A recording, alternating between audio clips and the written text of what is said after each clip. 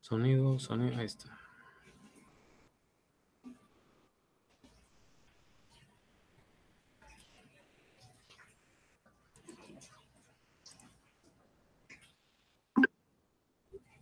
Bien, buenas tardes, damas y caballeros. Es un gusto poder saludarles nuevamente. Ahí, disculpadme un poquito por el tema que se nos complicó un poquito la entrada. Estaba volviendo a pedir la clave, no entiendo ahí. Bueno, nos cuesta todavía la tecnología.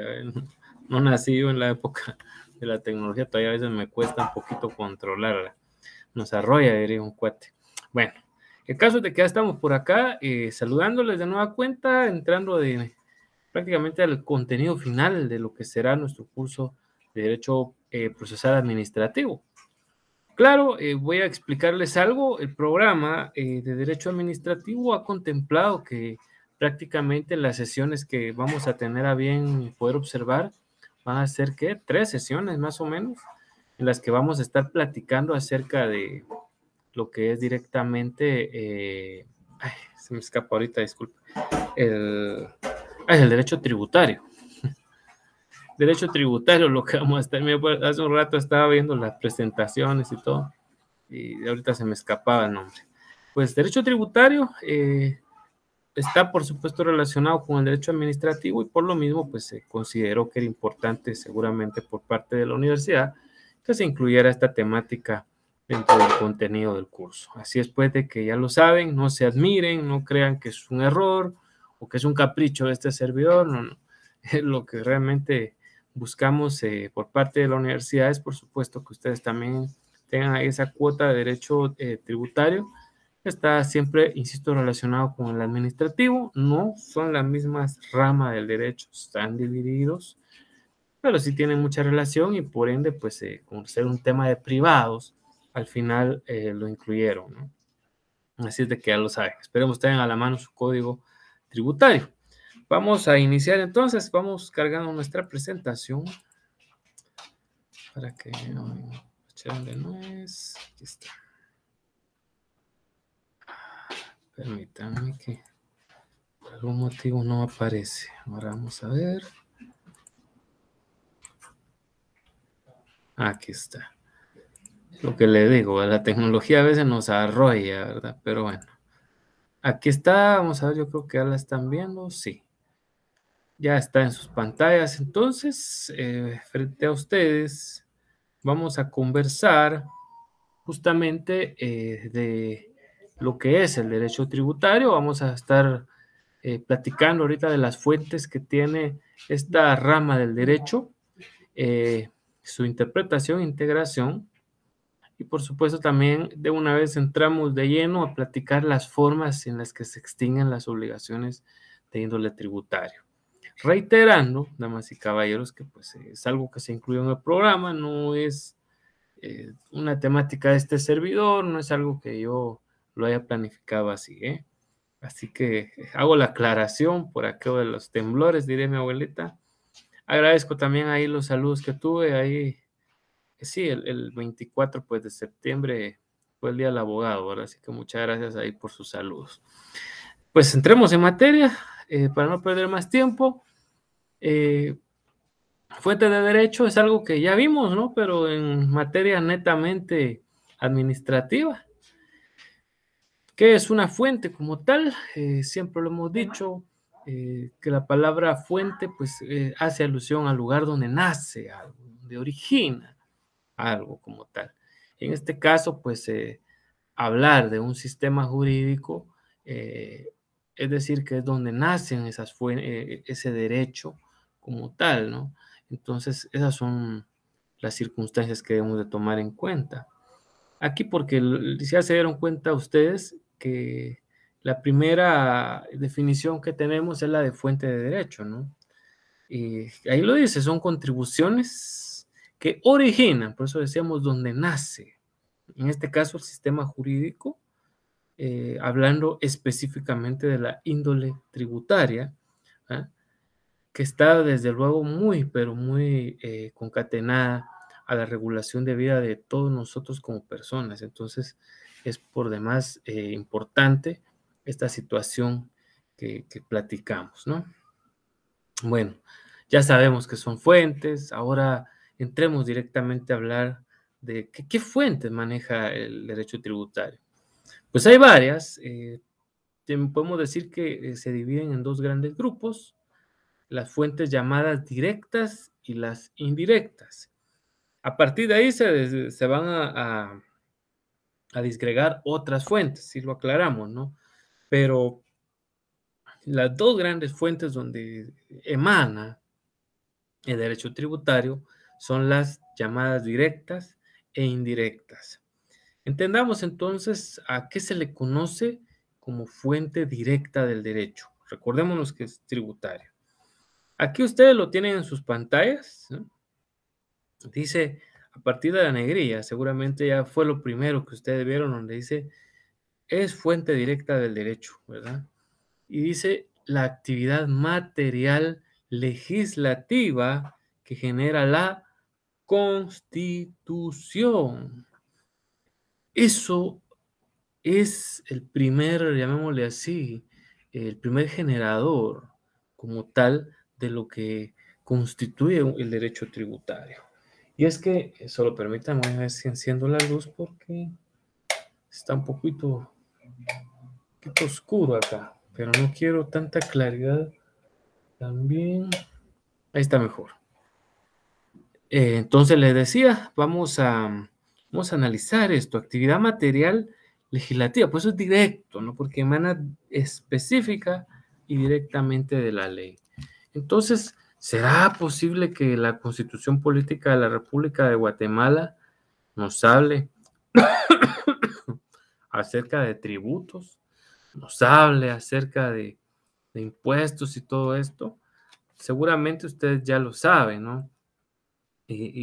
Pues referirá, pues sí nos habla de, ahorita les voy a decir yo específicamente qué artículos, pero por supuesto, ¿no? Entonces, son una de las cosas que también están como tal contenidas dentro de la Constitución Política de la República de Guatemala.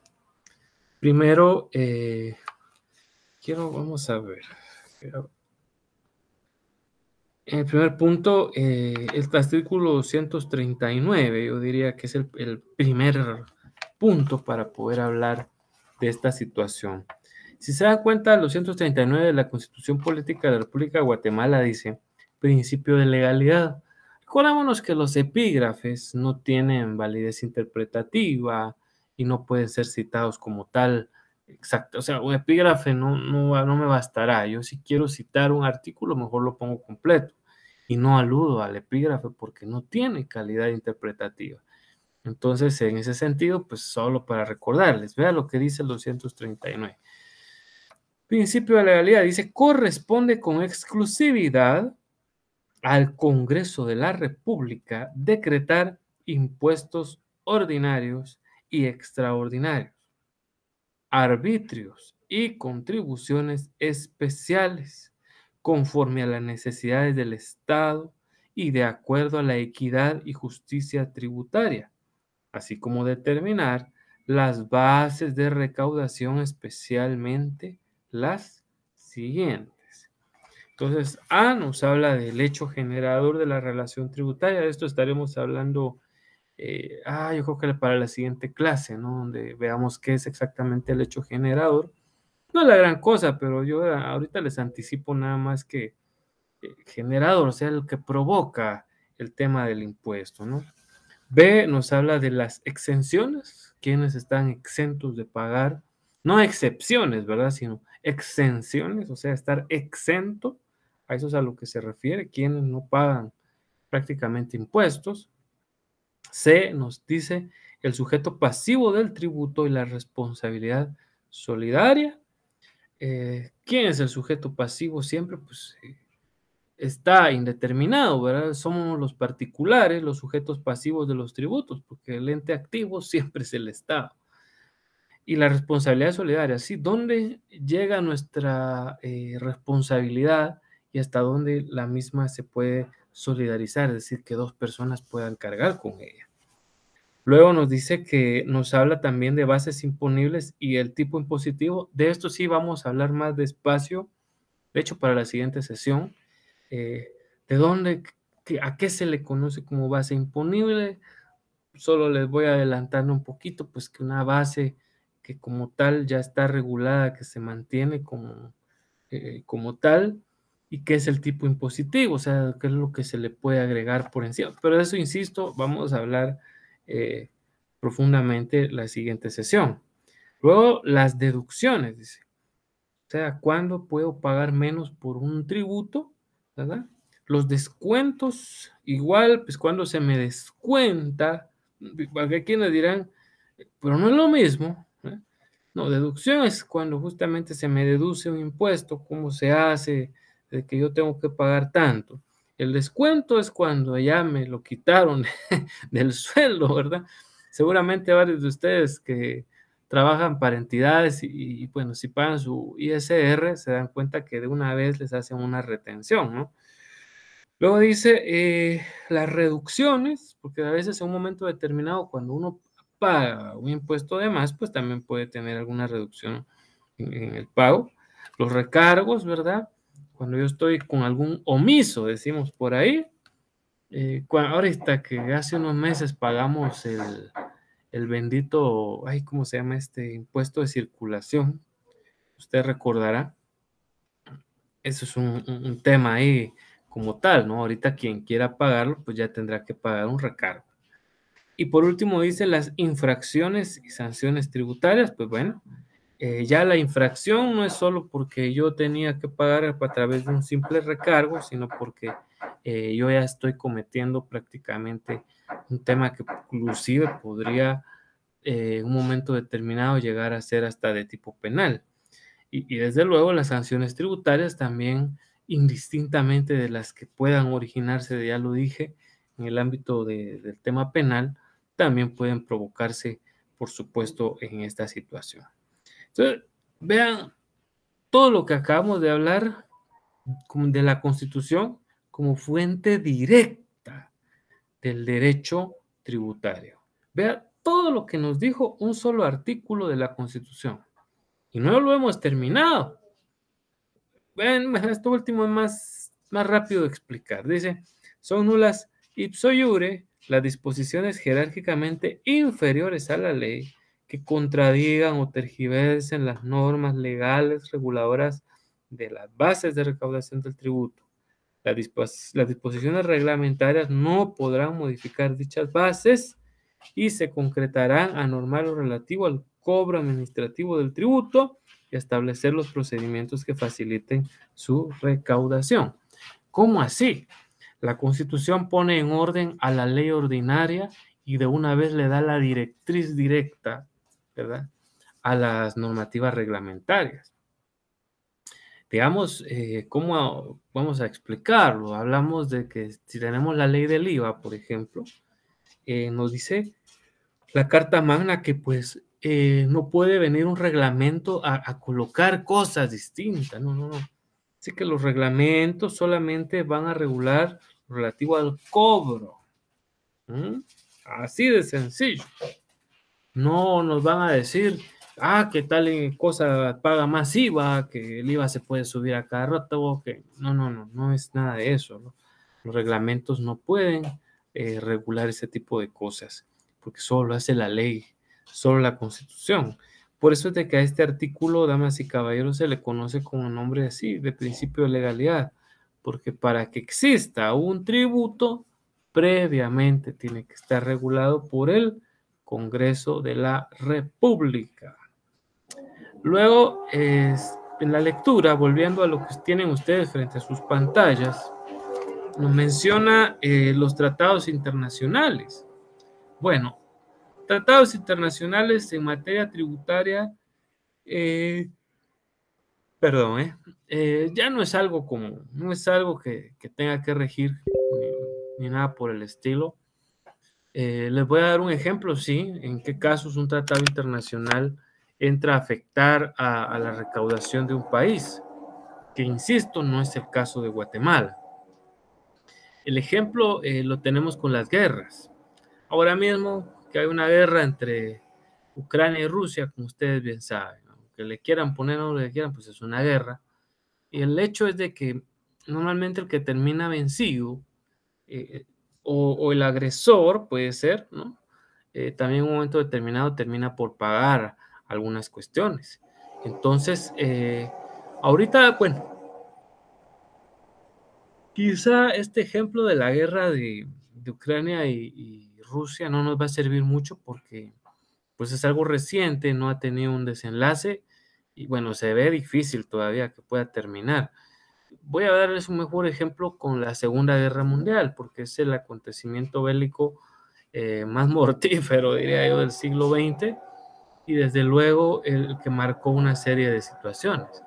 Por ejemplo, cuando recién iniciaba, eh, Reino Unido y Francia le habían dicho a Alemania que parara ya su expansión y si al final de cuentas invadía Polonia, les iban a declarar la guerra, ¿no? Le iban a declarar la guerra a Alemania. Alemania, pues, simple y sencillamente le valió, fingió una agresión de Polonia porque agarró prisioneros polacos que tenían, los disfrazaron de soldados metiéndose al campo alemán y ese fue el pretexto que usaron para declararle para invadir Polonia, ¿no? Entonces, bueno, así empezó la Segunda Guerra Mundial. Voy a abreviarlo todo porque no tenemos mucho tiempo para hablar de ello. Lo cierto es que al final, pues ustedes saben, Alemania perdió la guerra. Y bueno, Japón también, porque era uno de sus aliados. Eh, ¿Qué tuvieron que hacer Alemania y también Japón? Yo creo que el año antepasado, algo así, Japón terminó de pagar la deuda que le tenía a medio mundo por haber participado en la Segunda Guerra Mundial. Esos, damas y caballeros, son tratados internacionales, ¿no? Eh, Tuvieron que hacer un tratado ahí en el cual, pues, por supuesto, se sancionaba a estos países que en un momento determinado agruparon a aquella alianza maligna que se llamaba el Eje, ¿verdad? Es decir, el Eje estuvo integrado por Alemania, Italia y Japón. Italia cayó primero, muy fácil diría yo, y se volvió un aliado, se quedó ahí sí que aliado de los otros, Italia, ¿no? Se volteó y después quedaron como las potencias del mal, Alemania y Japón. Entonces, insisto, también hasta hace poco Alemania pagó esa gran deuda producto de un tributo especial. Imagínense los alemanes, cómo le hicieron para levantar al país y ser la potencia otra vez que son, y encima de todo pagarle millones a Estados Unidos, Gran Bretaña y Francia, principalmente a Estados Unidos, por haber participado en una Segunda Guerra Mundial. Es increíble, ¿verdad? Cuando el alemán trabaja todo lo que hace. Y sobre todo cuando hay autoridades que aman e invierten como es el tributo que están percibiendo, ¿no? Entonces, ahí está un ejemplo de los tratados internacionales. Yo no sé si este fue el Tratado de Versalles, si es el nombre, o el de Versalles es el de la Primera Guerra Mundial. Fue uno de estos dos el que impuso un tributo de guerra a esas naciones, ¿verdad? Bueno, luego habla de la ley, ¿qué ley es? Volviendo ahora, para que no se me pierdan, volviendo a lo que tenemos en sus pantallas, la ley, pues estamos hablando de las que crea el Congreso, ¿no? Eh, Ley del IVA, ley del ISR y ley del UCI, bueno, todas estas. El reglamento, que pues bueno, hay normativas de estas, que algunas, porque no todas, tienen su reglamento, ¿verdad? Y la propia jurisprudencia, que vienen a ser los distintos fallos procesales que se emiten en un mismo sentido, como ustedes bien saben, ¿no? Pero también juega dentro de lo que se le conoce como fuente directa la opinión de los profesionales, de los expertos. Eso no es otra cosa sino la doctrina, ¿no? Que lo que ustedes también ven en sus pantallas. Entonces, estas, damas y caballeros, son las denominadas fuentes directas. Bueno, ahí dice fuente directa, pero en realidad son fuentes directas del derecho tributario, si se dan cuenta. Disculpen.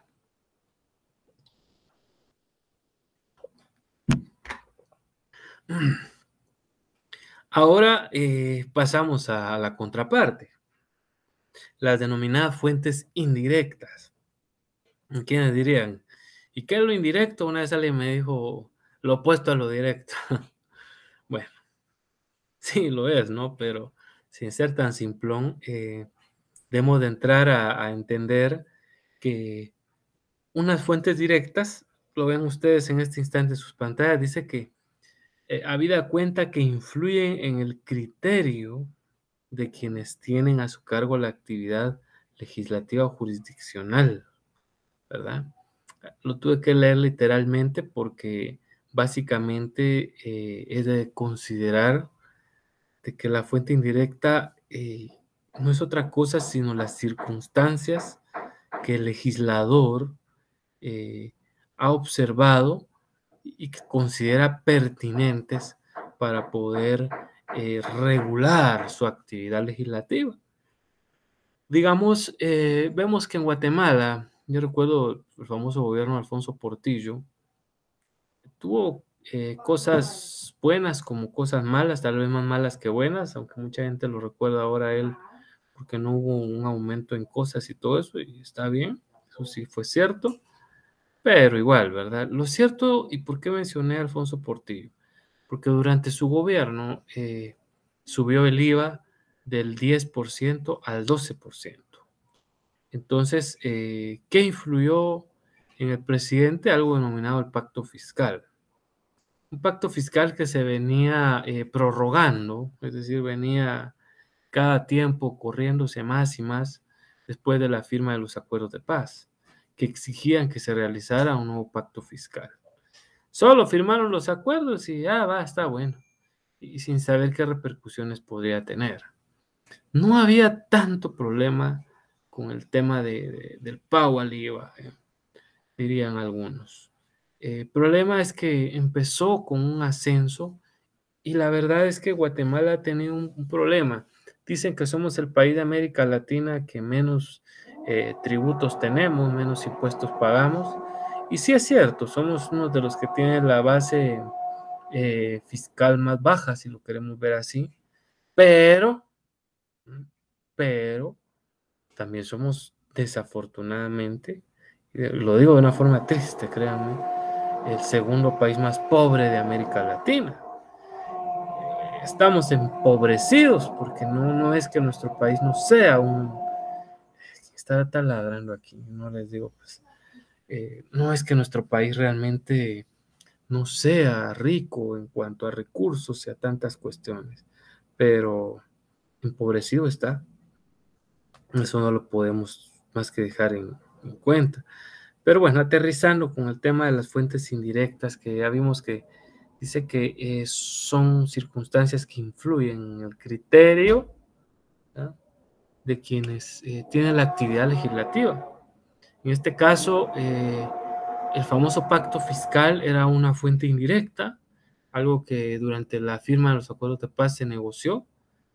Por ahí nadie le puso mucho coco a eso y por un momento determinado hubieron una serie de situaciones raras. Acordémonos que se crearon unos impuestos extraordinarios, el IETAP y el IEMA, puestos, perdón, sobre temáticas de los acuerdos de paz. Entonces, imagínense, esos impuestos que fueron de carácter, insisto, extraordinario, solo fueron por un tiempo. Más lo que vino a ser el pacto fiscal, pues fueron circunstancias que actuaron como fuente indirecta. Ahora bien, Guatemala hace las cosas al revés. En países desarrollados, cuando la economía va mal y no hay mucha situación de inversión, lo que ellos hacen es todo lo contrario. En lugar de subir los impuestos, los bajan. ¿No? Bajan los impuestos y eso, damas y caballeros, aumenta el deseo de consumo de las personas y termina haciendo que se recaude más. Entonces, Guatemala nunca lo ha experimentado, pero esa sería una fuente indirecta, el ver, digamos, un tema de una recesión económica. El mundo casi se fue a una recesión económica ahorita con el tema de la pandemia, que por cierto no ha terminado, aunque anden diciendo por ahí que ya prohibieron las mascarillas. No, no han prohibido las mascarillas.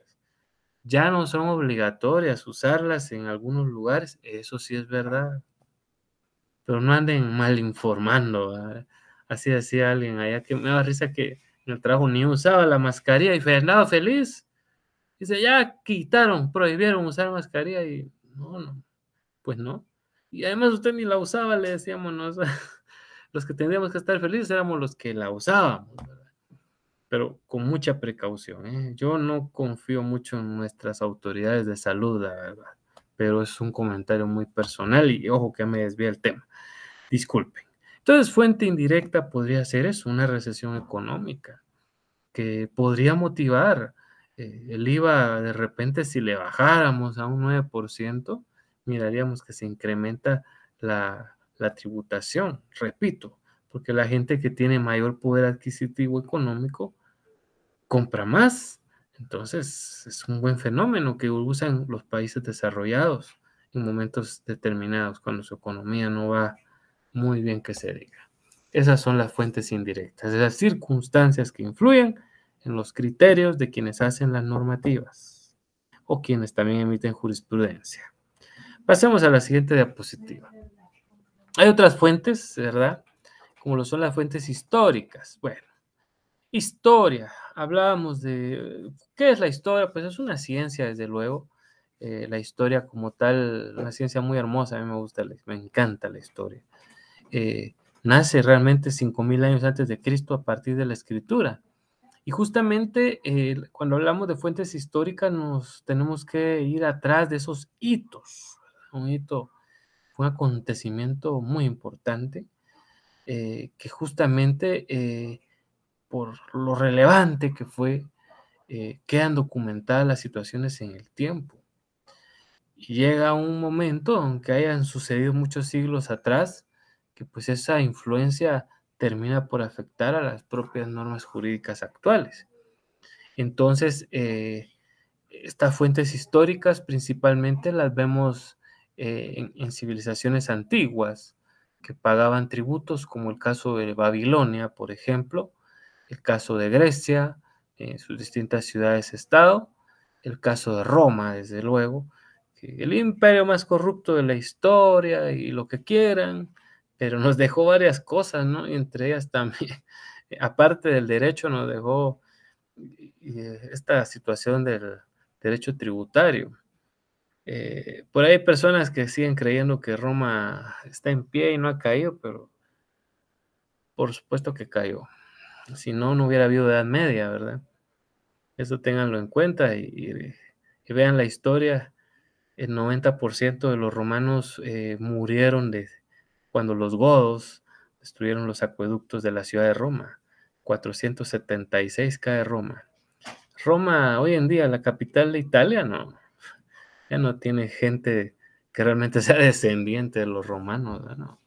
Más bien son de tribus bárbaras. Por eso Roma fue aliado de Alemania en la Segunda Guerra Mundial, porque era gente de raza aria. Pero bueno, historia que estamos viendo, que es interesante, desde luego. Eh, Ahí los tributos, Roma fue el que se encargó muy bien del tema de tributos, y cuando invadía algún país, por supuesto, le imponía algún tema tributario. Por eso cuando nosotros vemos las películas de Jesús, siempre está aquella cuestión, ¿no? De cuando alguien le preguntaba a Jesús por tentarlo y por ponerle una trampa, que si estaba bien pagarle tributos al César. Y nuestro Señor ya sabemos lo que contestó: al César lo que es del César, ¿no? Curioso. Entonces, sí, eran tributos impuestos por Roma a sus provincias que había vencido y a las que había invadido. Era lo que hizo Roma, no solo con Israel, ¿no? Lo hizo pues, con todos los países, ¿no? España, Portugal, Gran Bretaña, o sea, todos lados a donde iba Roma lo impuso, y eso son fuentes históricas. Hoy en día, pues se detuvo un poquito el imperialismo. Estados Unidos e Inglaterra andaban invadiendo todos lados en el siglo XIX y XX, todavía en el XX ya no tanto, pero sí siglo XIX y XVIII, invasiones Europa por América, por Asia, África, y una serie de situaciones, ¿no? Entonces, fuertes tributos para las pobres civilizaciones que terminaron muy mal. Luego tenemos las fuentes formales del derecho tributario. Bueno, siempre que hablamos de fuentes formales, siempre, no importa que sea derecho tributario, que sea derecho administrativo, que sea derecho penal, el que sea, siempre que hablamos de derecho, de derecho no, de fuentes, perdón, formales, estamos hablando de aquellas que tienen una forma de crearse, eh, un sistema para llegar a ser fuentes. Y siempre son las mismas. ¿Y cuáles son? La legislación, o sea, la ley, que es la más formal de todas, ¿no? Ya sabemos nosotros ahí del artículo 174 al 181, que son los que tenemos que tomar en cuenta cuando en un momento determinado estamos haciendo una norma o la estamos evaluando. Entonces, circunstancia a tomar en cuenta, lo de la ley.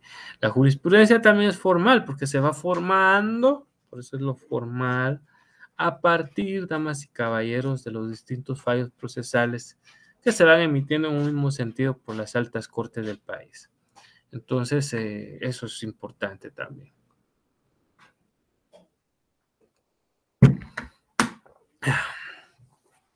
Aquí mencionamos a la costumbre luego, por supuesto. Todo el derecho primero fue costumbre. Primero era costumbre. Si no todo, pues casi todo. Eso sí tengámoslo en consideración. Entonces, la costumbre son esas circunstancias, actos o acciones repetidas que en virtud de su situación y relevancia, pues van considerándose en un momento determinado fuentes del derecho. Aquí no aparece otra de las que ya hemos conocido como la doctrina.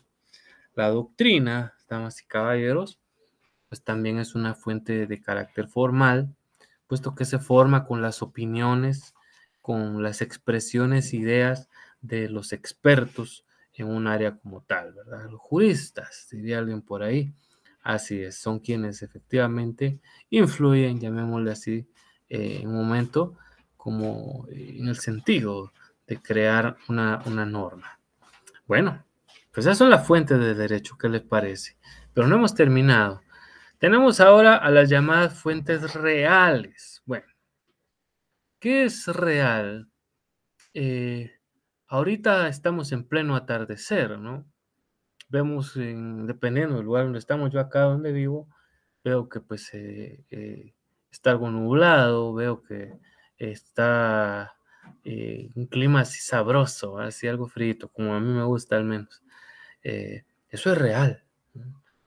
La realidad no es más que la vivencia específica de lo que está ocurriendo. Y resulta que el derecho tributario también eh, se basa en fuentes reales. Por eso las fuentes reales también tenemos aquí que se les conoce como fuentes materiales. ¿Eh? Y son aquellas que dice que deben de tomar en cuenta la realidad social de un Estado para determinar el contenido de la normativa jurídica. Y hablamos de normativa jurídica tributaria. Es decir, si Guatemala aplicara como debe ser las fuentes reales, como fue el caso de esta pandemia que sí que nos golpeó a varios y a otros pobres los dejó, pero no, si alguno nos golpeó, hubieron otras pobres personas que de hecho ya ni la contaron, ¿verdad? Y aunque la pandemia no ha terminado, pues ahí va. Eh, y esto sería una fuente real. Hubiera sido una fuente real. Y ustedes dirán, ¿pero para qué? ¿Para poner más impuestos? Puede ser. Pero más que para poner más impuestos, era para bajarle a los impuestos. Así se hubiera recuperado mejor la economía. ¿Eh? Pero es que la gente ni paga impuestos. Mira, la SAT se las ingenió. Ha usado una fuente real para poder tenernos más controlados, ya se dieron cuenta. La factura electrónica. La SAT la impuso, tenían, si no me falla la memoria, todas las instituciones entidades y demás tenían hasta el 31 de julio, si no me falla la memoria, para poder implementar, ¿verdad?, la factura electrónica. Entonces, eso es una fuente tecnológica, ¿no? Usando la tecnología. Ahora no le podemos venir con cuentos a la SAT, inventándonos. Ay, disculpe usted, no sé por qué me da una bostezadera en este momento. Disculpen, ¿eh? Y no sé quién taladra en el apartamento superior. Bueno, el caso es de que les contaba, ¿no?, de esta circunstancia que llama pues, poderosamente la atención. Un acontecimiento que pues, tomó en cuenta y se convirtió para realizar un tema del derecho tributario como real, el uso de la tecnología. Pero otra prueba más real hubiera sido el ver las circunstancias de cómo nos estaba yendo mal económicamente. Lástima que no hay visión de Estado, ¿verdad? Eso es lo que le falta. Pero no vamos a decir que solo este gobierno, porque no solo es este gobierno. Prácticamente después de Jacobo Arbenz Guzmán, estamos hablando ahí 1950, más o menos, o 1951, prácticamente no ha habido ningún gobierno que le interese, ¿verdad?, Guatemala. Luego dice, ¿cómo podemos clasificar a estas fuentes reales del derecho tributario? Pues resulta que están las llamadas fuentes naturales, otras de carácter económico, las políticas y científicas, las que están ahí viendo ustedes. Una fuente natural para crear un tributo, por supuesto, son aquellas que emanan de cuestiones naturales, por ejemplo, de la naturaleza misma, ¿no? Hablemos de la energía eléctrica. Eh, si hubiera Guatemala otro tipo de energía, además de la eléctrica, pues tendríamos que hablar de cómo se hace la misma para poner un tributo. En este caso son tasas las que se graban por ser un servicio, pues estaríamos viendo una situación de tomar en cuenta una fuente real. La económica iba a ser así. La fuente económica que tuvimos para modificar a la fuente real no es otra cosa que el haber tomado en consideración una pandemia que golpeó muy duro al mundo. Políticas, pues bueno, no tenemos ahorita ningún ejemplo de fuentes políticas. Sí puedo mencionarles unas que sirvieron para poder, en este caso, subir el IVA al 12%. Usaron los tratados de paz. Algunos de ustedes dirán, ¿los usaron mal aplicados? Sí, es válido decirlo. Es válido, fue una interpretación en un momento determinado que algunos tomaron. Y por último, las de carácter científico. Imagínense que la ciencia dijera, mire, yo no lo quiera, pero imaginémonos que así fuera. Dijera, mire, como tal, pues se están haciendo una serie de inventos y todo, y para ayudar a que sigan nuestros inventores como tal, o descubriendo cosas que le ha ayudado mucho al país, pues también vamos a trasladar un poco estos impuestos para ellos. Un ejemplo claro, ¿no? Entonces, para tomar en consideración. Luego está este cierre que nos dice que eh, para interpretar o integrar directamente como es el marco jurídico tributario, pues tenemos que usar los artículos 4 y 5 del Código Tributario. ¿Qué es lo que dicen estos dos artículos? Pues vayámonos a verlo. Primero el 4, obviamente, en ese orden, y luego echamos un vistazo al número 5. ¿Y qué dice el número 4? Principios aplicables a interpretación.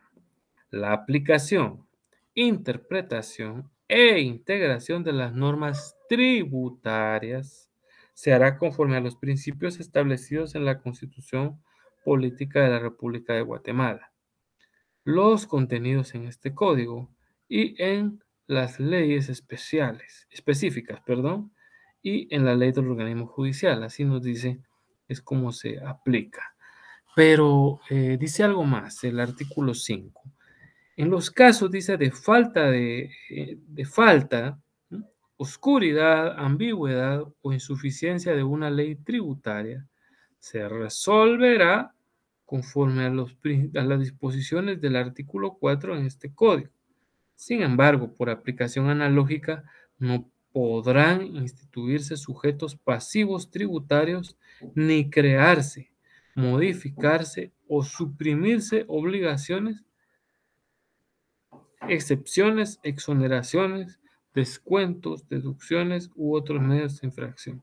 Bueno, ahí nos lo dice el artículo 5. Entonces, nos damos cuenta de cómo es que lo integramos, ¿verdad? Con la Constitución prácticamente nos dice el 4 y luego pues nos refiere a esa integración analógica, ¿verdad? Cómo en algún momento determinado eh, se aplica, por así decirlo, la analogía, o sea, la comparación cuando haya, dice ahí, oscuridad, ambigüedad y otros términos. Entonces, para eso nos sirve estos artículos 4 y 5 de nuestro código tributario. Pero bueno, vamos a avanzar, permítanme. Ahí está. Dicho esto, damas y caballeros, porque hemos platicado ya acerca de las fuentes, de dónde nació el derecho tributario, pues bueno, ahora sepamos que así como nace, muere. Ahí sí que como que fuera ciclo de vida, ¿no? Los seres vivos, pues nacemos, nos morimos, algunos nos reproducimos y nos morimos, de eso sí estamos seguros. Pues resulta que las obligaciones tributarias tienen también su ciclo. Así como nacen, pues también pueden ser extinguidas y eso es lo que vamos a platicar en este momento. ¿De qué forma se logra extinguir la obligación tributaria? Esperando en Dios de que usted no vaya a caer ahí en la mano de un rufián. Recordémonos que los abogados no somos los expertos en materia fiscal. Conocemos estas leyes como el Código Tributario y las demás que ya sabemos de manera muy superficial, bastante diría yo. Y no porque sea irresponsable, no. No es porque uno se haya equivocado tampoco. Simple y llanamente hay que decir que, bueno, cuando se apaga o se acaba, mejor dicho, una obligación, pues, ni modo. Solo déjenme ver algo. Voy a regresar en un minutito, ¿eh? Que estoy viendo que se me está desconectando la computadora. Ahora estoy con ustedes.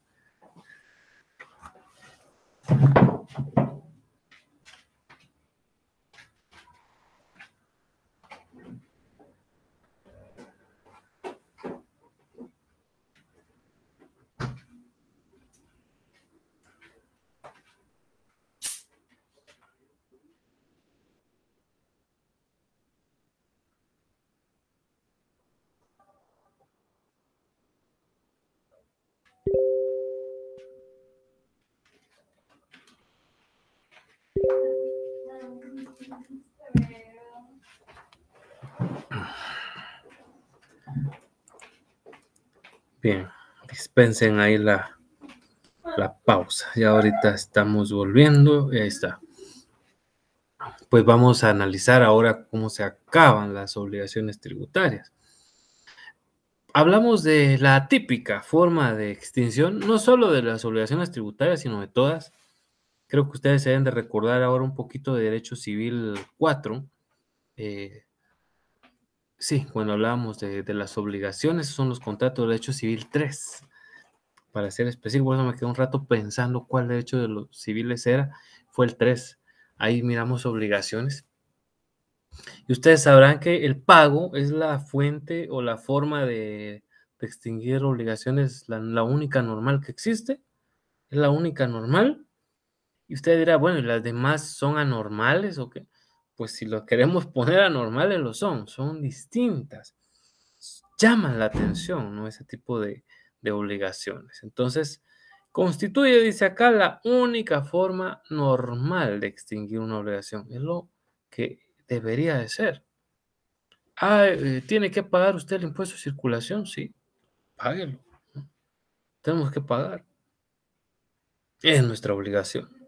Pero es que se lo roban, no lo emplean. Sí, pero es nuestra obligación. ¿Qué podemos hacer? Entonces, es una de las situaciones. Dice ahí, es de carácter tributario y consiste en entrega de la cuota tributaria por el sujeto pasivo. ¿Cuál cuota tributaria? Bueno, dependiendo del impuesto, del tributo, de la tasa, de lo que sea. Si estamos en presencia del IVA, es el 12%. Si estamos en presencia del ISR, pues es el 5%, ¿no? O en un momento determinado se vuelve a 7%, si nos pasamos de 30,000 quetzales.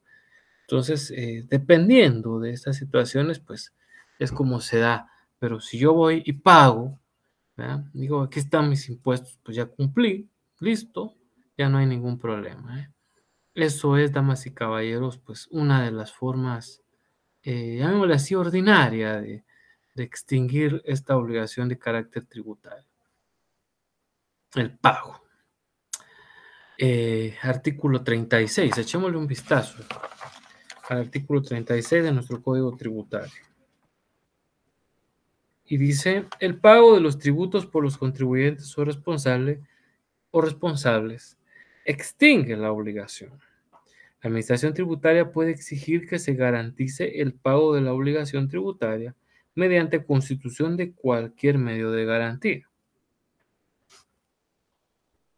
Perdón, cuando se garantice confianza, el cumplimiento de adeudos tributarios, otras obligaciones tributarias o derechos arancelarios se regirán por las disposiciones establecidas en las leyes tributarias y aduaneras y supletoriamente en lo dispuesto en el Código de Comercio. De existir controversia, o controversias, mejor dicho, incluyendo su ejecución, las mismas deberán ser solucionadas por la vía sumaria. Hasta dice por qué vía, mire. Se va por la vía sumaria, es una vía abreviada. Entonces, ¿pero de dónde sacamos estos medios de extinción? Antes está en el artículo 35, seguramente alguno ya lo vio. Y dice ahí medios de extinción de las obligaciones, ¿ya vieron? Dice, las obligaciones tributarias se extinguen por los siguientes medios. A, pago, que yo creo que el pago es el más simple de explicar. La compensación, la confusión, que espero que es la que no tengan ustedes en este momento, la condonación o remisión, y por supuesto algo denominado prescripción, que también es relativamente sencillo de explicar. Entonces, esas son las 5 formas de extinguir una obligación de carácter tributario. Entonces, si yo pago mis tributos, pues, no pasa nada, ya estuvo, ¿eh? Cumplí. Ahora hablemos un poquito acerca de la confusión. Yo les voy a ir hablando de la forma como están acá.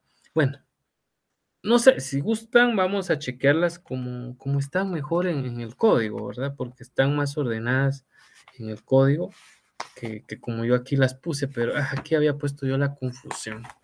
Espero que no se confundan si ahorita me voy para hablar de la compensación y regreso a hablarles de la confusión. Espero que no se me vayan a confundir. Hablemos de la compensación. O saben qué, no quiero hacer bolas a nadie y no vaya a ser. Hablemos de la confusión, salgamos de la confusión de una vez. La confusión no fue inventada por Confucio, de una vez lo digo por aquel videíto que anda en las redes sociales por una Miss Panamá que decía eso, ¿no? No tiene nada que ver con el célebre político y filósofo chino Confucio. No, confusión. Eh, Tenemos que tener algo claro. Cuando una persona, ya sea individual o jurídica, adquiere las veces de sujeto pasivo y activo en el tema tributario, es decir, se vuelve como acreedor o deudor, automáticamente la obligación se extingue. Entonces, ahorita les voy a poner un ejemplo. Ese tipo de situaciones pasa muy de vez en cuando, pero ocurren.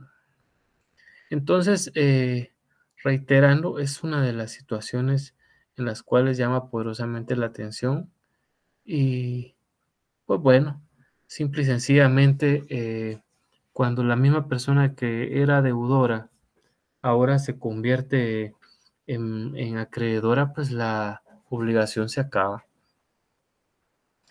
Antes de poner el ejemplo, veamos lo que dice un poquito lo que está enfrente de sus pantallas en la presentación. Dice que ocurre cuando el sujeto activo de la relación tributaria, recordémonos que el sujeto activo siempre es y será el Estado, como consecuencia de la transmisión de bienes y derechos, queda colocado en situación de deudor, o en este caso al revés, ¿no? Entonces, ejemplo. Entonces, incluso aquí se los dejé, ya se dieron cuenta, dice que el Estado termine por percibir un bien en herencia que tuviera muchas deudas tributarias. Ahí está. Ese era el ejemplo, es el ejemplo más típico, diría yo. Una persona que dice, ay, voy a recibir una herencia, qué maravilloso, qué lindo, que aquí, que allá. Ah, vaya. ¿Y qué le parece si cuando usted se viene a dar cuenta, nunca pagaron el IUSI por ese inmueble? ¿Mm? ¿Qué le interesaría saber que eh, el deudor, mejor dicho, el causante de la mortual tenía un sinnúmero de deudas, no tenía herederos como tal, entonces pues ahora por lo mismo pues quedará repetir contra quienes sean los herederos, ¿no? Entonces por eso es que muchos terminan repudiando esas herencias porque no les sirve de nada. Entonces, imagínense, al señor Perico de los Palotes le dejaron donado, no, que está hablando, le dejaron en herencia una casa. Muchas deudas, mucho esto, el otro, que el heredero no la quiso. ¿A quién le queda entonces? Pues al Estado, en última instancia al Estado, ¿verdad? Y entonces ahí estamos hablando de un tema de confusión, ¿no? Principalmente el Estado, ¿no? El Estado viene y dice, bueno, págueme lo que me debe por esa casa. No tengo plata, mejor quédesela. Bueno, me quedo con ella. Y ahora dice el Estado, ¿qué hago con ella? Pues no va a pagar impuestos porque el Estado no se va a pagar impuestos a sí mismo. Entonces, el Estado, que era el acreedor, se convierte en deudor y eso pues termina la deuda.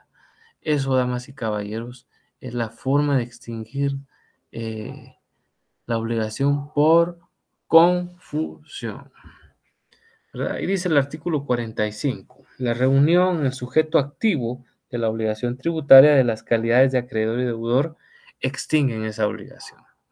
Voy a poner otro ejemplo.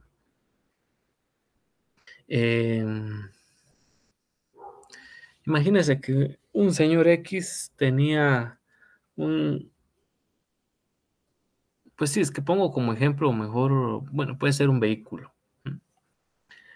Tiene un vehículo muy caro, muy fino y todo, nunca pagó el impuesto de circulación, nunca lo pagó. Y en consecuencia el Estado pues lo quiere ejecutar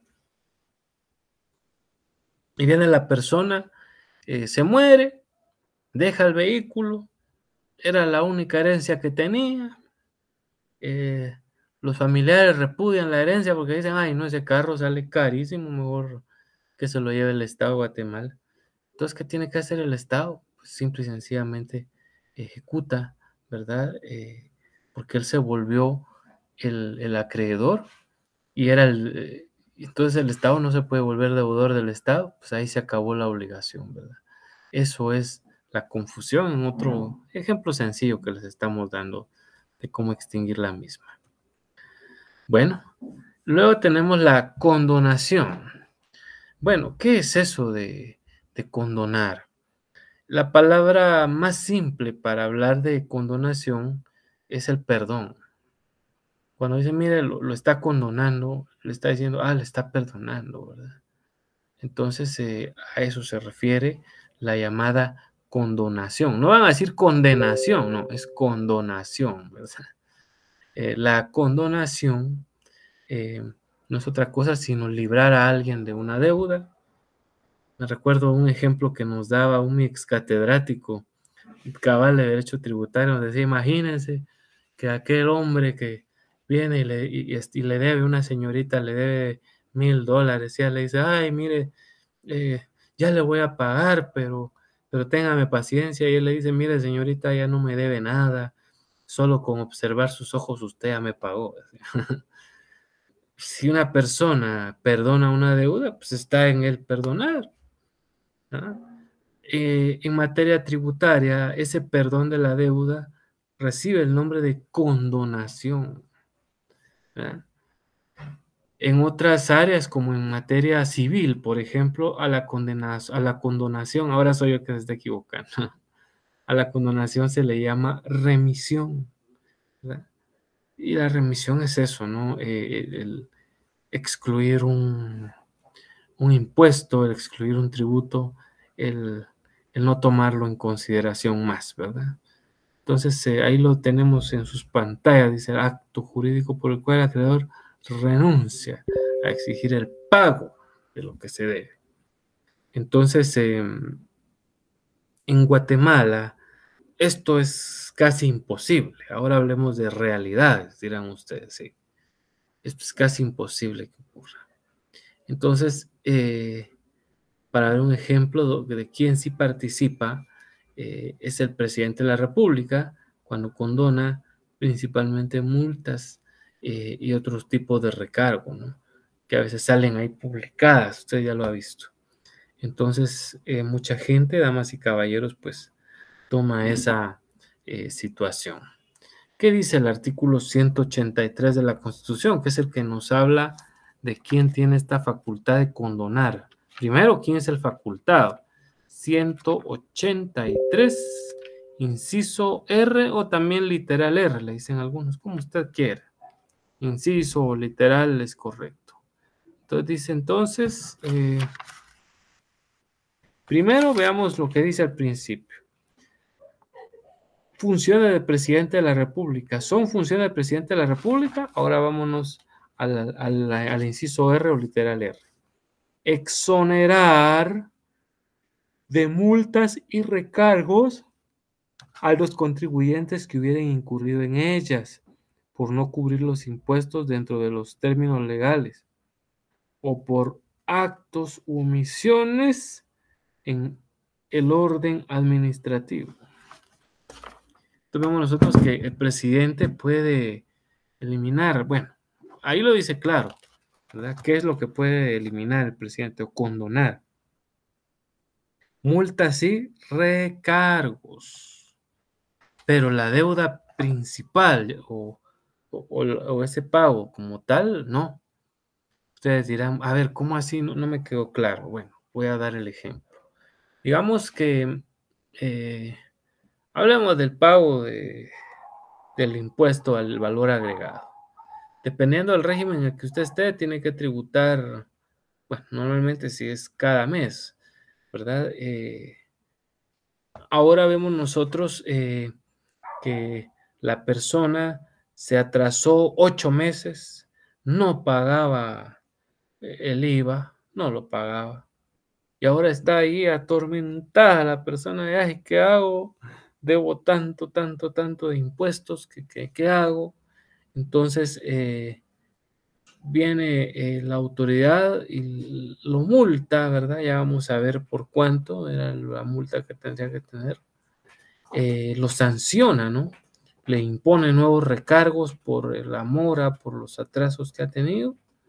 Y pues eso, damas y caballeros, es lo que el presidente al final sí puede exonerar o condonar, ¿verdad? Las multas y los recargos. Pero en un momento vemos nosotros que es una actividad que solo puede realizar el presidente. La multa está, esa se la quito, y el recargo también, pero tiene que pagar sus impuestos. Eso sí, le va a decir el presidente, eso no lo puede dejar de hacer. La multa de tanto está bien, que era del 100% de los impuestos, está bien, se la voy a perdonar. Entonces, o condonar es la palabra correcta. Es una atribución del presidente y está descrita en el artículo 46. Dice, condonación. La obligación de pago de los tributos causados solo puede ser condonada o remitida por la ley. Ya vimos que la ley nos dijo quién puede hacerlo, ¿no? También hay leyes que dicen, pues, se puede condonar tal impuesto. Las multas y recargos pueden ser condonados o remitidos por el presidente de la República, de conformidad con lo establecido con el artículo 183, inciso R de la Constitución Política de la República de Guatemala, sin perjuicio de las atribuciones propias del Congreso de la República. Ahí está. Claro, no, más claro que el agua, más claro que lo que acabamos de decir. Yo creo que no puede haber algo más claro, ¿no? ¿Cómo se da este tema de la condonación? Pues lo vimos así muy clarito. Es el presidente quien normalmente la hace, o a menos que esté contenida en otra ley que también se pudiera dar. Pero como ustedes ven en sus pantallas, normalmente se quita la multa, ¿m? Se quita el recargo, pero la obligación tributaria no. Esa no se subsume. Esa queda siempre vigente y eso es una de las situaciones que siempre llaman la atención. Bueno, luego está la llamada compensación. ¿Cómo es eso de la compensación? Aquí vamos a decir que, bueno, voy a poner mejor un ejemplo en el ámbito civil para que ustedes me puedan entender bien y luego pues vamos a aterrizar a lo que dice la normativa. Dice acá que es otra forma de extinguir una obligación, ¿verdad? En la cual, ¿quién? El deudor que tenga un crédito a su favor, ¿no? Eso le va a servir para aminorar o cancelar una obligación posterior. Eso es el tema de la compensación. Ya compensé yo. Ah, ¿y cómo? Bueno, imaginémonos que yo estaba inscrito en el régimen general y dado el sistema de tributación que tenía, pues pagaba mis impuestos y tenía derecho hasta cierto punto al crédito fiscal. Llega un momento en el que la SAT se equivoca, me hace un mal cálculo, me dice que los impuestos a pagar, por darles un número, pues son de 20,000 quetzalotes. Entonces empezamos con aquella situación. La persona viene, paga esos 20,000 quetzales de impuestos, no le pone mayor reparo y de repente se viene a dar cuenta de que yo pagué más. Empieza a revisar y dice, no, yo no tenía que pagar 20,000 quetzalotes de impuestos, eran, por así decirle, eran 10,000. Yo pagué 10,000 quetzales de más porque me pusieron 20,000 y no dije nada. ¿Y ahora qué hago? Voy a decirle al Estado que me devuelva. Ay, Dios, eso no va a pasar. No ocurre ni hoy ni nunca. Entonces, ¿qué hay que hacer? Pedir la compensación. No queda de otra. Eso sí, no queda de otra, ¿eh?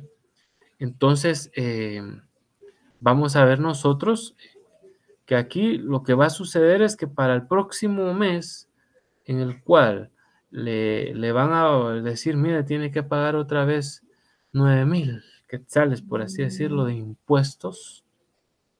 Entonces, yo quiero que ese crédito que yo pagué de más me pague prácticamente este mes, porque yo el mes anterior di de más. Parece que pagué más y ahora pues ya que no me van a devolver la plata porque el Estado no la devuelve, quiero que se me haga compensación. Se le solicita en este caso a la autoridad, ¿verdad? Que revise bien y se van a determinar ahí, ¿verdad? Que el pago real era de 10,000, pero como dio 20,000, ahora está pidiendo que para el siguiente periodo fiscal también pues se tomen en cuenta los 10,000 anteriores.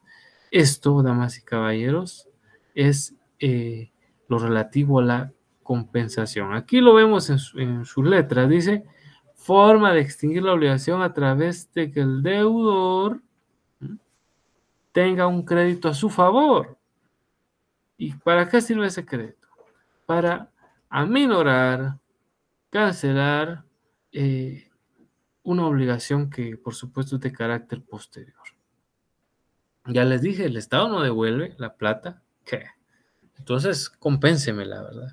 Eso es lo que usted le va a decir sí o sí al Estado. Son de las situaciones ahí que siempre llaman poderosamente la atención. Bueno, la compensación vamos a verla desde el artículo 43 y 44. ¿Qué nos dice este artículo del del Código Tributario? Dice 43, compensación. Se compensarán de oficio o a petición de contribuyente o responsable los créditos, tributos líquidos y exigibles de la administración tributaria con los créditos líquidos y exigibles del contribuyente o responsable, referentes a periodos no prescritos.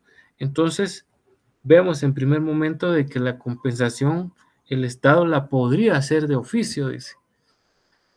Ustedes dirán, ¿y realmente la hace de oficio? Bueno, realmente no es que la haga. Normalmente a veces se le pasa al Estado, pero a veces sí.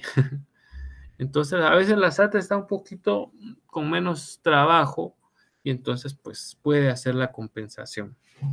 Y si no, pues como ya lo dijimos, ¿verdad? No solamente es de oficio, sino una petición del contribuyente. Yo sé que alguno de ustedes dirá, pero ahí ¿por qué dice responsable? Porque a veces el contribuyente y el responsable no son la misma persona. Acordémonos de que el contribuyente es todo aquel que paga sus impuestos. Perdón, y el responsable es aquella persona que está encargada de pagar esos impuestos que él mismo ha recibido. Por darles un ejemplo, imagínense que hay una entidad que le quita el ISR a todos sus trabajadores, le hace la famosa retención. Pues, ¿qué esperará esta persona? Puede decir, mire, yo el mes pasado pagué de más lo de mi empresa, lo de la empresa a la que trabajo, no eran 20,000 quetzales, ¿verdad? Los de impuestos, sino eran 10,500. Entonces, por favor, que para el próximo evento que tengamos, que es el otro mes, que ustedes me hagan el recorte, pues yo tenga que pagar menos, ¿verdad? Entonces, esa es una de las descripciones que no se nos puede olvidar. Dice acerca de la compensación, le seguía diciendo, no prescritos. Luego dice, con los créditos líquidos y exigibles del contribuyente responsable referentes a periodos no prescritos. Ya vamos a ver cuánto tiempo prescriben los impuestos. Empezando por los más antiguos y aunque devengan de distinto tributo, siempre que se recaude a cargo del mismo, a cargo del mismo órgano de administración tributaria.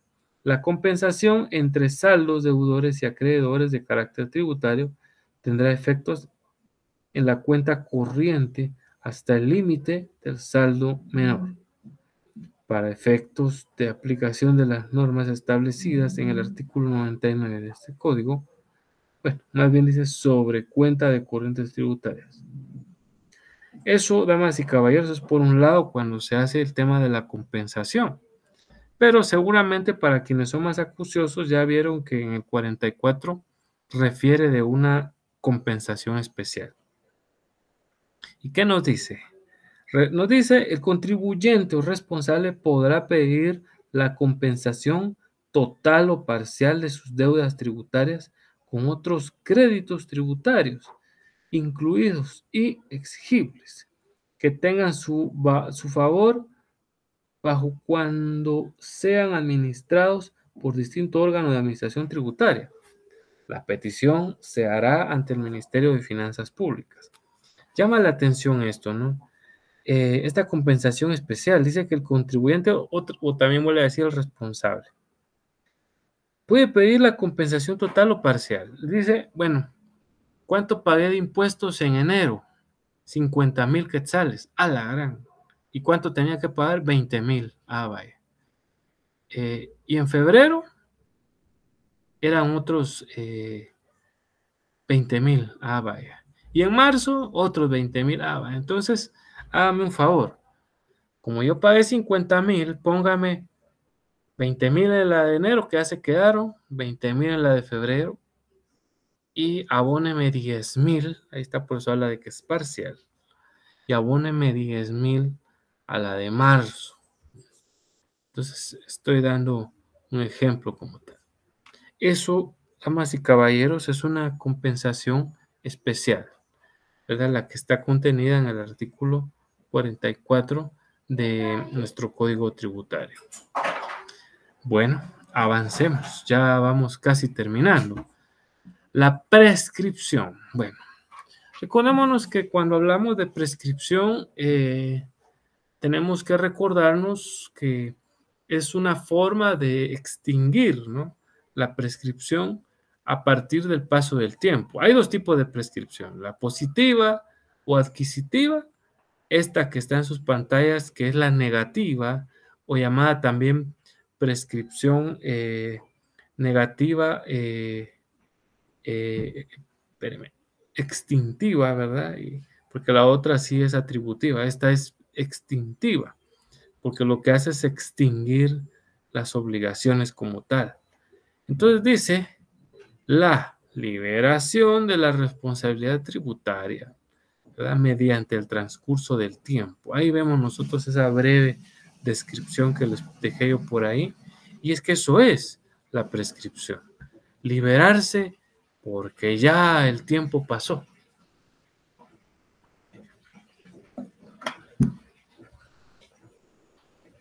Ya no tenía que pagar más. Entonces, ahorita vamos a ver cuáles son los plazos de la prescripción. Ya se den cuenta ustedes que ese es el punto del que vamos a hablar. Pues dice que la ley prevé un plazo de 4 años para el efecto e incluso se puede ampliar hasta para 8 años. Esto pues está a partir de lo que como tal nos habla el artículo. Primero veamos el 47 para que entendamos un poco el tema de la prescripción, que esta es negativa o liberatoria, acuérdense. ¿Por qué? Porque libera de la responsabilidad. Y dice el artículo 47 de nuestro Código Tributario. Plazos. El derecho de administración tributaria para hacer verificaciones, ajustes, rectificaciones o determinaciones de las obligaciones tributarias, liquidar intereses y multas y exigir su cumplimiento y pago a los contribuyentes o a los responsables deberá ejercitarse dentro del plazo de los 4 años. Entonces, el Estado tiene 4 años para normalmente cobrarme el tema de sus impuestos. Pero ojo, en igual plazo deberán los contribuyentes o los responsables ejercitarse de su derecho, de su repetición en cuanto a lo pagado en exceso. Esperen. En igual plazo deberán los contribuyentes o los responsables ejercitar su derecho de repetición en cuanto a lo pagado en exceso, o sea, si yo quiero compensación, tengo hasta ese lapso de 4 años, o indebidamente cobrado, cuando me hicieron, vino la SAT y me cobró de más, ¿eh?, o indebidamente cobrado por concepto de tributos, intereses, recargos y multas. Bueno, son 4 años, entonces, que tiene la SAT para hacerme el cobro normalmente de mis impuestos. Pero, ¿qué pasa si no me... si yo ni siquiera estaba inscrito como contribuyente? Aquí cambia la cosa. Y vean lo que dice el artículo 48. No obstante lo establecido en el artículo anterior, el plazo de la prescripción se ampliará a 8 años. Óigalo bien, 8 años cuando el contribuyente o corresponsable no se haya registrado en la administración tributaria. Imagínese, si yo estoy inscrito como contribuyente, pues tiene la SAT 4 años para venir y cobrarme, o yo tengo 4 años para pedir que me haga la compensación, ya se dieron cuenta. Porque ¿qué pasa? Si la SAT viene y me está cobrando de más, pues yo tengo 4 años también para poder reclamarme. Creo que es un lapso bastante razonable, ¿ya? Entonces, pues muy bien, ¿no? Esta parte excelente.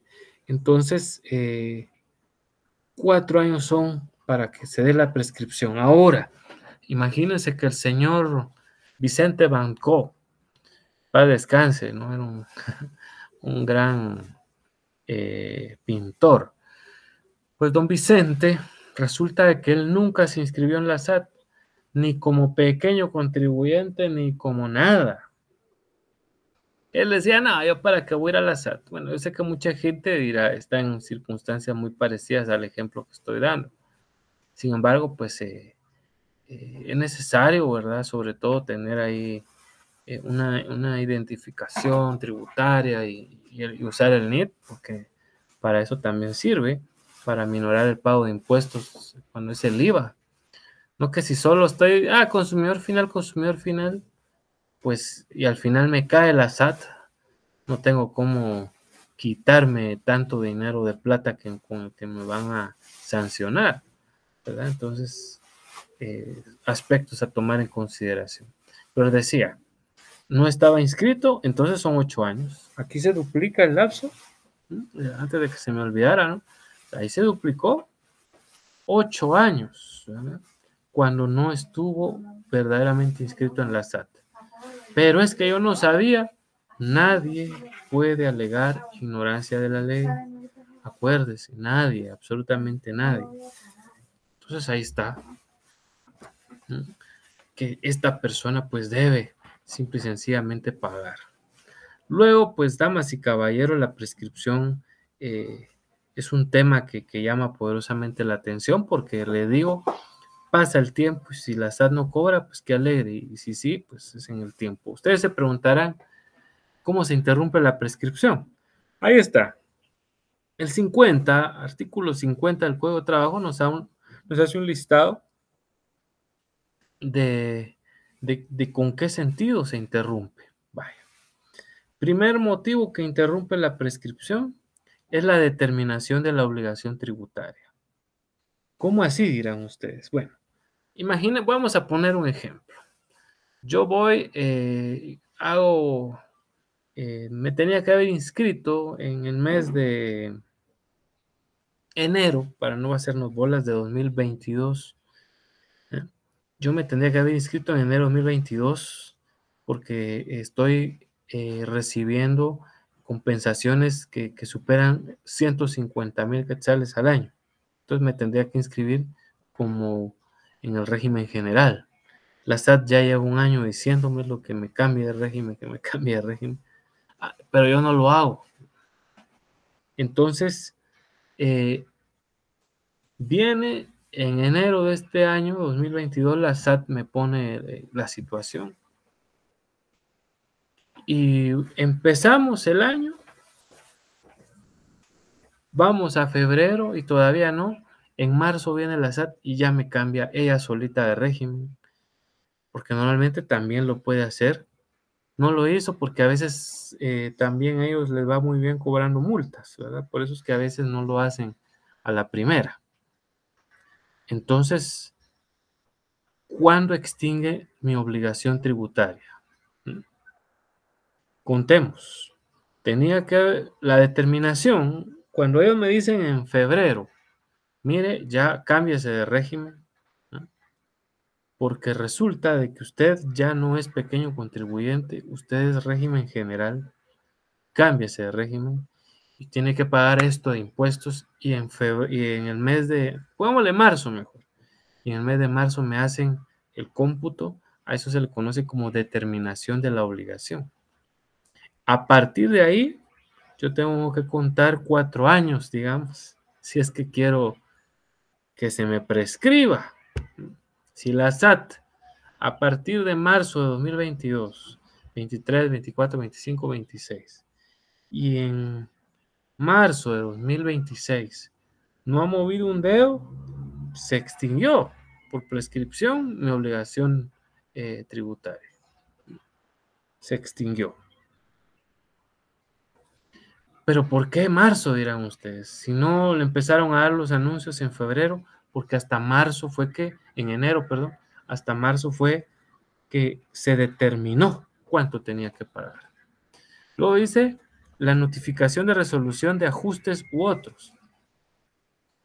Yo estoy legalmente notificado cuando me cae como tal el documento y me dice que así es, ¿verdad? Que tengo que pagar mediante una resolución un ajuste de impuestos de tanto. Yo ahí iba feliz, ay, ya van a pasar los 4 años sin que la SAT me cobre. Cuando de repente 2 días antes estamos hablando del 28 de febrero de 2026, me llega una notificación ajustándome una resolución que me dice que no, que tengo que pagar un platal. Prácticamente esa notificación donde me están notificando esa cuestión interrumpió la prescripción. Imagínense, todo ese tiempo se fue a la basura. 3 dice, cuando el contribuyente interponga recursos. Todo iba nítido. Después de casi 4 años, todo iba nítido y de repente digo yo, no, no voy a hacer que la SAT me vaya a cobrar de más, voy a interponer los recursos de revocatoria a ver qué pasa. El haber interpuesto ese recurso, ¿verdad? Simple y sencillamente interrumpió la prescripción. Tal vez ya ni se acordaba la SAT que tenía que cobrar, imaginémonos, ¿verdad? Pero ahora con el recurso que yo interpuse, ya prácticamente interrumpí la prescripción. La siguiente dice, reconocimiento expreso o tácito de la obligación por hechos indudables. ¿Como cuáles? Como aquella persona que va y dice, ay, fíjese que hace 5 años, imagínese, hace 5 años tenía que pagar tanto de impuestos, pero no los pagué. Aquí vengo a pagar. Y tal vez ya no se acordaba la SAT, ese hecho indudable de ir a pagar me interrumpió la prescripción. Así le pasó a una persona, nos contaban que a los 10 años había ido, mire, como me voy a ir a Estados Unidos, necesito que me den la visa, no quiero tener clavos, entonces vengo a pagar una cuestión fiscal que tenía yo desde hace como 10 años. Sí, por supuesto, páguela, le dijo la SAT. Ya, de todas formas ya había extinguido, resultó pagando, hasta un descuento le hicieron y feliz estaba porque le habían hecho el descuento, que si terminó pagando algo que estaba prescrito. Luego dice solicitud de facilidad de pagos. Ya lleva 3 años con 11 meses de que la SAT le hizo la determinación y no movió un dedo. Pero de repente, yo le voy a decir a la SAT que me dé facilidades de pagar esos 100,000 quetzales. Y hace su memorialito. Interrumpió.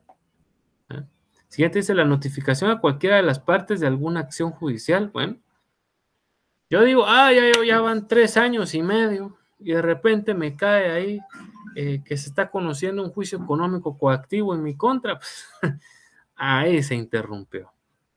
Ya no me libré de pagar. La siguiente dice pago parcial de deudas. Bueno, esto es similar a las facilidades de pago, ¿no?